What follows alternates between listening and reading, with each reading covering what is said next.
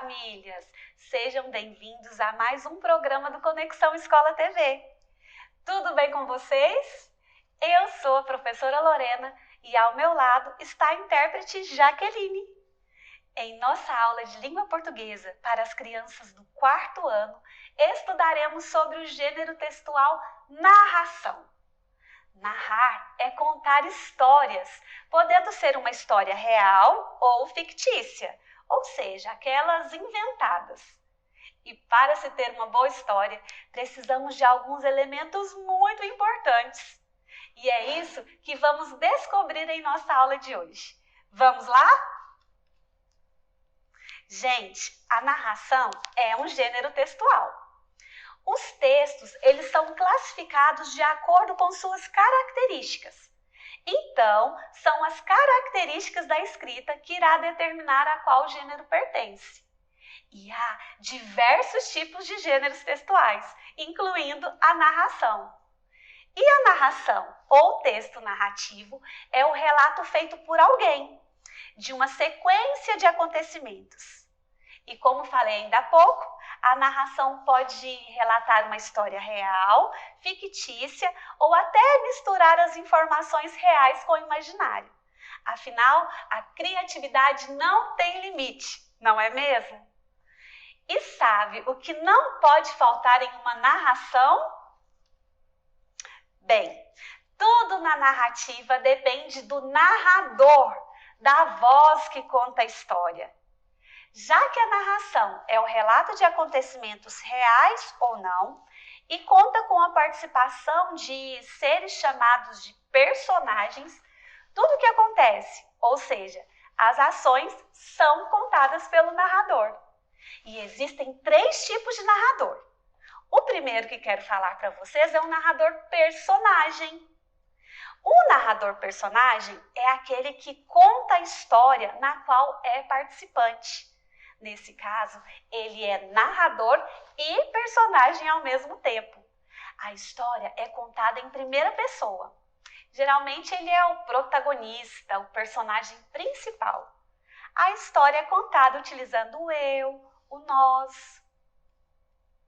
Já o narrador observador é aquele que conta a história como alguém que observa tudo o que acontece e transmite ao leitor.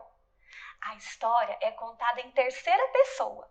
É utilizado você, vocês, ele, eles, ela, elas. Até agora, tá tudo bem? O narrador personagem está na história. O narrador observador conta o que está acontecendo na história. E o narrador onisciente? Este é o que sabe tudo sobre o enredo e os personagens. Sabe até dos seus pensamentos e sentimentos. Também narra em terceira pessoa. E sua voz, muitas vezes, aparece misturada com o pensamento dos personagens. Quero mostrar uma história. É a história da Tamara. Nela não tem narrador. Se você fosse escrevê-la em seu caderno, você teria a liberdade de contá-la como narrador personagem, narrador observador e até como narrador onisciente. Pois mesmo não tendo palavras, através das imagens conseguimos compreender e sentir o que a personagem quer transmitir. Já estou dando spoiler demais. Vamos assistir?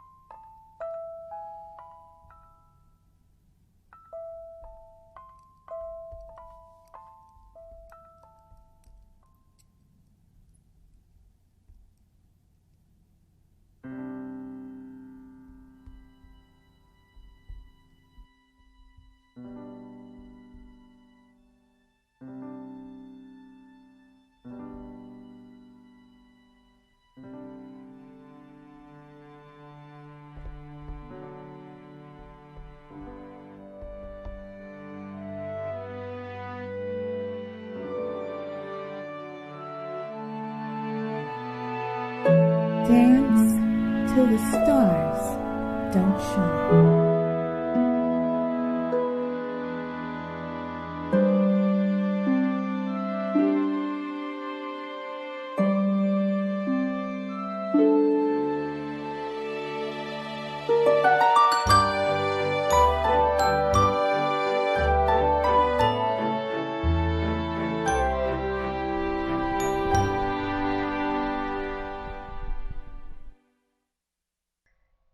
Esse vídeo deixa meu coração quentinho. Antes de iniciar a análise da história da Tamara, quero de maneira muito especial mandar um oi para todas as crianças surdas que acompanham nossas aulas. E também quero mandar um abraço a todas as professoras e professores intérpretes que permitem que a minha voz chegue até vocês. Aqui ao meu lado está a querida intérprete Jaqueline. Ofereço a você minha admiração e espero que chegue a cada um dos profissionais que exercem com muito empenho essa função. Então, pessoal, pensando na história da Tamara, vamos achar todos estes elementos importantes em uma narração. O fato é o que se vai narrar. No caso da história, narra que Tamara é apaixonada por dança. Mesmo não ouvindo o som da caixinha de música, ela se conecta e cria os seus passos. E o tempo? Quando o fato ocorreu?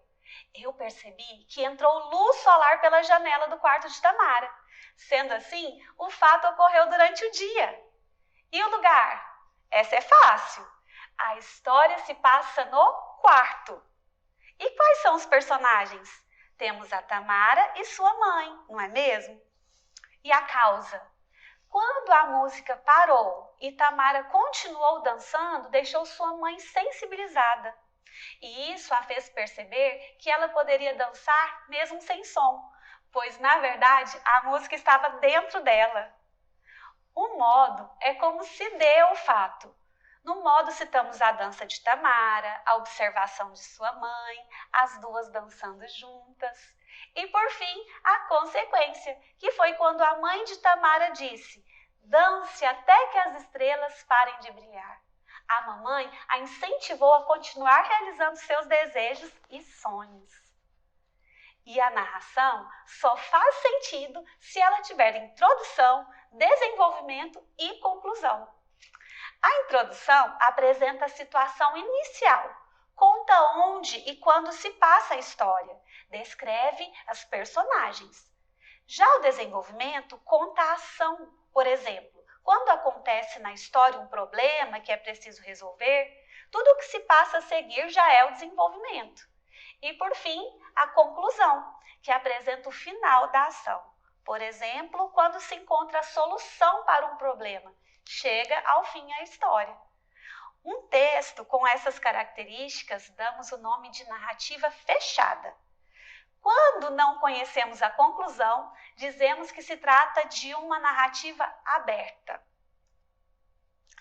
E o principal objetivo do texto narrativo é contar algum fato. E o segundo principal objetivo é que esse fato sirva como informação, aprendizado ou entretenimento. A narração é um dos gêneros literários mais variados. Portanto, há atualmente diversos tipos de textos narrativos. Vamos conhecer algum deles? Temos aqui as fábulas, que são um tipo de história caracterizada por ter personagem, narrador e transmitir uma lição de moral ao final. Outro elemento importante é a presença de animais personificados com valores humanos. Costuma ser bem breve. Essa aí é uma releitura da fábula A Cigarra e a Formiga. E quem me mandou este lindo desenho foi a Mariana Soares Aragão, de 9 anos. Já o romance e a novela é um texto longo, com muitos acontecimentos, que são narrados à medida em que se desenrola a história. Olha só o desenho romântico que a Karen Bianca Queiroz Pereira me enviou. E as lendas folclóricas representam as histórias e contos narrados pelo povo, que são transmitidos de geração em geração. Este é o Saci Pererê. É um garoto brincalhão e travesso. Ê, Saci! Este lindo desenho foi feito por Gabriela Dias de Abreu. Turminha, como é bom contar com a sua participação em nossas aulas. Deixei algumas atividades para vocês lá no portal Conexão Escola. Acesse e realize as propostas. Gostei muito de estar aqui contigo. Receba um abraço apertado e até a nossa próxima aula. Tchau, quarto ano!